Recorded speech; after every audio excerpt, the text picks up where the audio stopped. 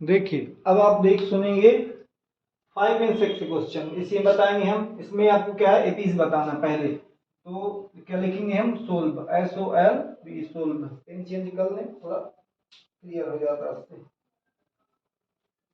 देखिए अभी कहीं गिर रहे हैं। देखो A1 कितना है, A1 है 3, A1 है 3 और A2 कितना होगा आपका, A2 कौन सा नंबर का, 5 नंबर का, 5 नंबर का। A2 कितना है, A2 है आपका 3 प्लस रूट 2। A3 कितना है, तीसरा टर्म है आपका 3 प्लस 2 रूट 2। तीन टर्म में काम चल जाता है। अब हम देखेंगे D निकालेंगे, तो D1 इक्वल होगा A2 minus A1। Second term में से फर्स्ट टर्म को माइनस करना है। सेकेंड टर्म है आपका 3 प्लस रूट 2, थर्ड से फर्स्ट टर्म है आपका माइनस 3। तो 3 से 3 क्या कैंसिल हो जाएंगे, आपका आ जाएगा रूट 2। अब हम निकालेंगे D2, D2 का मतलब होता है A3 से A2 को माइनस करना, A3 से ये वाले से दूसरा माइनस कर देना। तो तीसरे टर्म से दूसरे टर्म को माइनस कर दो। तो तीसरा टर्म हमने ये लिखा है 3 प्लस 2 रूट 2 माइनस, अब आपका क्या है 2 है तो आप ब्रैकेट लगाएंगे, 3 रूट 2 क्या लिखेंगे 3 प्लस रूट 2 लिखेंगे। अब हम इसको ब्रैकेट के जब खोलेंगे 3 प्लस 2 रूट 2, जैसा कहता है ये माइनस हो जाएगा 3 और ये भी माइनस हो जाएगा रूट 2। तो देखिए ये तो कैंसिल हो जाएंगे, ये कैंसिल हो गए। आपका बचा कितना 2 रूट 2 और ये 1 रूट 2 है। तो 2 रूट 2 में 1 रूट 2 चला जाएगा, 2 रूट 2 में 1 रूट चला जाएगा तो आपका 1 रूट ही बचेगा, 1 रूट 2 बचेगा। तो 1 रूट 2 ये है, 1 रूट 2 ये है, बिकॉज D1 इक्वल होगा D2 के, therefore it is an AP। आपका AP होगा। हमने क्या निकालना था, कॉमन डिफरेंस निकाल लिया। कॉमन डिफरेंस आपका ये हो गया, D1 कितना हो गया, कॉमन डिफरेंस आपका ये निकाल लिया हमने। रूट 2 आपका कॉमन डिफरेंस है, रूट 2 कॉमन डिफरेंस है, दोनों इक्वल है। अब हमें निकालना है थर्ड टर्म। और ये जो ऑप्शनल में जल्दी करना है तो देखिए एक टर्म इसमें और जुड़ जाएगा तो रूट 2 जुड़ जाएगा, तो यहाँ 3 प्लस 4 रूट 2, यहाँ पर एक और जुड़ जाएगा 5 रूट 2, फिर यहाँ पर और जुड़ जाएगा 6 रूट 2। ऐसा शॉर्ट में निकाल सकते हैं। अब देखिए यदि हमें इस तरीके से निकालना है, जैसे हम बता रहे थे कि ये क्या है आपका a प्लस कितना है 1 2 3 4, 1 2 3 4, तो 4D। आपको 5 टर्म निकालना है। अब आपका क्या है a प्लस कितना 5D, a प्लस कितना 6D, dot dot dot dot, तीन टर्म निकालना है। अब और आगे अपन निकाल सकते हैं, तीन टर्म निकालना था तो a प्लस कितना 4D। a की वैल्यू कितनी है, a की वैल्यू आपकी देखिए लिखी है +3, a कितनी लिखी है +3 लिख देंगे प्लस। अब ये 4 लिखा है, 4D की वैल्यू हमने निकाली है, देखो ये निकली है रूट 2 निकली है। तो 3 प्लस कितना इसका मल्टी कर देंगे 4 रूट 2, ये निकल आई आपकी। अब आपका ये निकालेंगे a प्लस 5 रूट 5D, तो 3 फर्स्ट टर्म हो गया, 5 जैसा का तैसा हो गया, ये 5 हो गया, d की वैल्यू कितनी है रूट 2। अब इसका क्या है 3 आ जाएगा, इसका मल्टी कर देंगे तो आपका हो जाएगा 5 रूट 2। अब आपका आ जाएगा 6, a प्लस कितना 6D, 3 प्लस कितना 6, यहाँ d की वैल्यू कितनी है आपकी रूट 2 लिख देंगे। तो इसको खोल देंगे तो आपका 3 प्लस 6 रूट 2 ये हो जाएगा। तो मोर 3 टर्म जो आपके हो जाएंगे 3 THR3 more MORE more term TER and term कौन कौन हो जाएंगे, हमने भी निकाला है 3 प्लस 4 रूट 2 निकाला है, ये है हमने भी निकाला है 3 प्लस 5 रूट 2, ये 5 है, फिर 3 प्लस 6 रूट 2, और भी टर्म निकालना चाहो तो और भी टर्म निकल आएंगे। अब हमें निकालना है आपका कौन सा फोर्थ वाला, फिफ्थ वाला हो गया, अब निकलेगा 6 वाला। ये फिफ्थ वाला आपका हम इरेज कर दें, ये आपका फिनिश हो गया, ये आपका फिनिश हो गया। अब हम आपको निकालते हैं सिक्स वाला। देखिए सिक्स वाला तो टर्म नहीं है, फिर भी हम निकाले दे रहे हैं, 12b12। देखो a1 कितना है आपका 0.2, a2 कितना है 0.22, a3 कितना है 0.222, और भी आगे हैं, भी निकल सकते हैं। तो हम d1 निकालेंगे। d1 होता है, हम जानते हैं a2 minus a1। Second term में से फर्स्ट टर्म क्या माइनस करते हैं, सेकेंड टर्म है आपका 0.22 माइनस 0.2। अब इसका जब हम माइनस करेंगे तो देखिए माइनस इस प्रकार से होता है, 22 लिखा, डेसिमल के नीचे डेसिमल लगाया और यहाँ 2 लिखा, तो हमारा आंसर आ जाएगा 20.0। तो डी कितना निकल आएगा, d1 0.02 निकल आएगा। ये क्या हो गया आपका d1 हो गया। तो d1 आपने ऐसा निकाल लिया। अब हमें निकालना d2 निकालना है। तो देखिए हम आपको d2 निकालना सिखाएं। तो d2 क्या है, d2 इक्वल क्या है, a3 में से a2 माइनस कर देंगे, थर्ड टर्म में से सेकेंड टर्म माइनस करना है आपको, d2 निकल आएगा 0.222 माइनस कितना लिखा है 0.22। अब इनका जब माइनस करेंगे देखिए यहां लिखा है इतना और वहां लिखा कितना, इतना लिखा है, ठीक है। डेसिमल के नीचे डेसिमल लिखा और आपका इधर कुछ नहीं तो जीरो मान लिया, तो 2 का 2 आ जाएगा, 2 में 2 गया 0 बचा, 2 में 2 गया 0 बचा। आपका आंसर कितना आ गया, आपका आंसर आ गया 0.002। तो देखिए आपका अलग अलग है, d2 अलग है, आपका d2 अलग है, d2 क्या है अलग है और d1 अलग है। Therefore d1 is not equal d2। जब d1 इक्वल d2 नहीं है तो it is not an AP, आपका ये एपी नहीं है।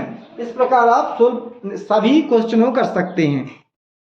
देखिए इसी प्रकार हम नेक्स्ट बताते हैं। नेक्स्ट है सोल्व। देखिए सोल्व, SOLV सोल्व। हमारा a1 कितना हो जाएगा, a1 हो जाएगा 0, a2 हो जाएगा -4, a3 हो जाएगा, थर्ड टर्म हो जाएगा आपका -8। तो आपका देखिए पहला टर्म में क्या 0 हो गया, दूसरा टर्म में क्या -4 हो गया और थर्ड टर्म क्या -8 हो गया। अब इनमें देखते हैं क्या d1 इक्वल d2 इक्वल है, कॉमन डिफरेंस क्या इक्वल है, तो हम d1 इक्वल लिखेंगे a2, सेकेंड टर्म में से फर्स्ट टर्म माइनस कर देंगे। सेकेंड टर्म आपका -4 है और फर्स्ट टर्म आपका -0 है, तो आपका d कितना आ जाएगा -4 ही आ जाएगा। और यदि d2 भी देखें तो यदि हम d2 निकालेंगे तो थर्ड टर्म में से सेकेंड टर्म को माइनस कर देना है, थर्ड टर्म से सेकेंड टर्म को माइनस कर देंगे, तो आपका कितना निकलता है d3 कितना 8, तो माइनस क्या है 8 लिख देंगे, तो ये माइनस लगा देंगे। और ये a2 कितना है, सेकेंड टर्म -4 है। देखने में तो लगता है कि पेज नहीं है, लेकिन क्या माइनस माइनस क्या हो जाएगा, जैसे प्लस का 4 होता है और ये माइनस का क्या 4 निकल आता है। तो हमें दिखाई दे रहा है कि जो कॉमन डिफरेंस है आपके वो दोनों -4 हैं। इस प्रकार से आपका क्या है d1 इक्वल हो जाता है d2 और इट इज इट इज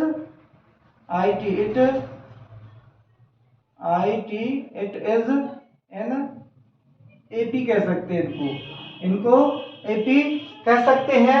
और जब ये एपी है तो हमें क्या है टर्म फाइंड करने पड़ते हैं, मोड टर्म।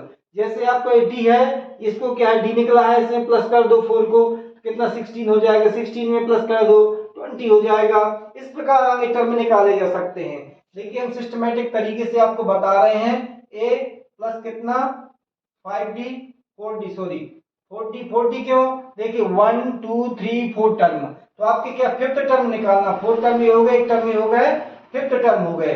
a प्लस कितना 5, तो ये 6 टर्म हो गया, a प्लस कितना 6, a प्लस 6d, ये 7 टर्म हो गया, 7 टर्म हो गए। अब अपन इसको निकालने का तरीका देखो हम बताएं, एक a प्लस कितना 4d को लिखेंगे तो a की वैल्यू कितनी है 0 है, तो हमारा 0 हो जाएगा। ये लिखा कितना 4 लिखा है, d की वैल्यू हमने निकाली है -4, तो ये -4 लिख देंगे, तो ये तो 0 ही रहेगा और ये माइनस माइनस क्या है माइनस प्लस माइनस हो जाएगा, 4 4 16 हो जाएगा।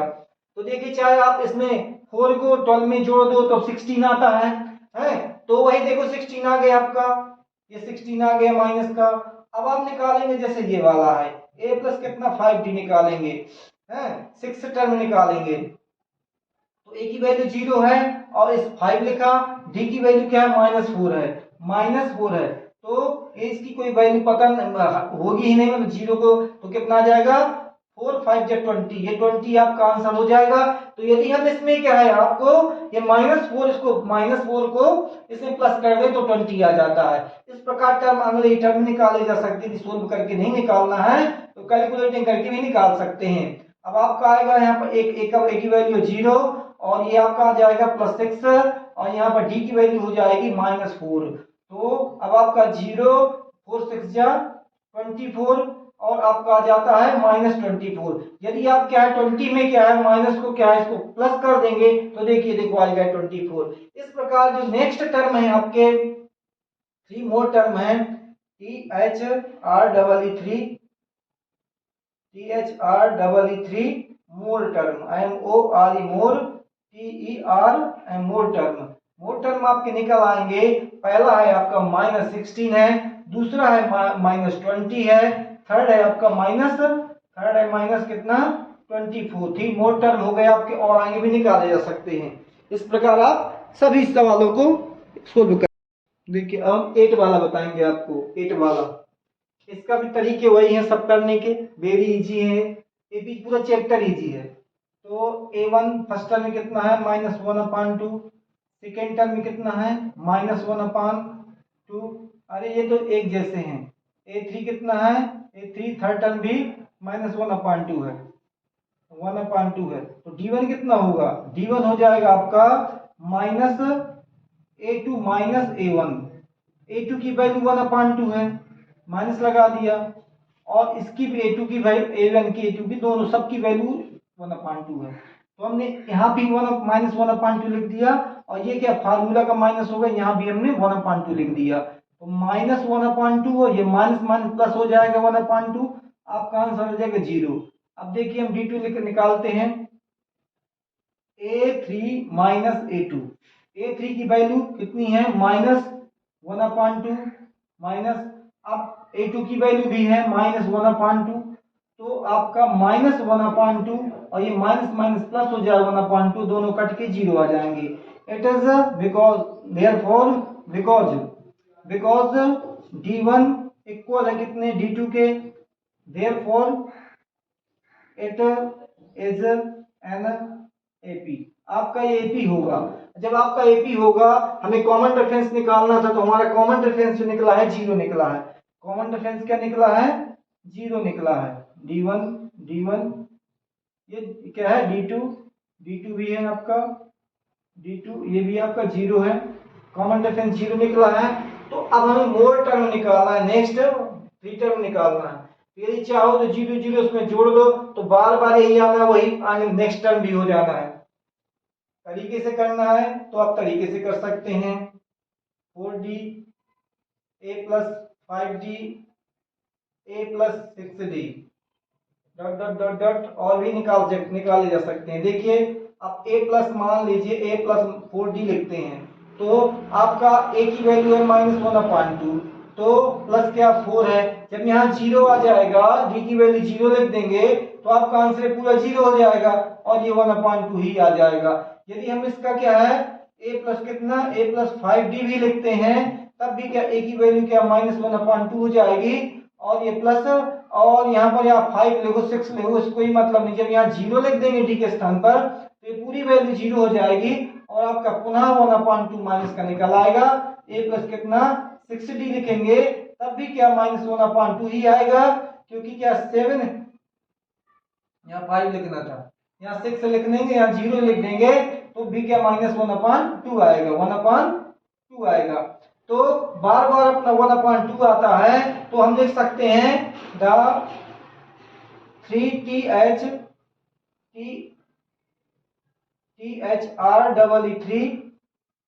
MORE more TERM term in AP. तो मोड टर्म में एपी कितना आपका -1/2, फिर -1/2, फिर -1/2 और भी -1/2 निकाले जा सकते हैं।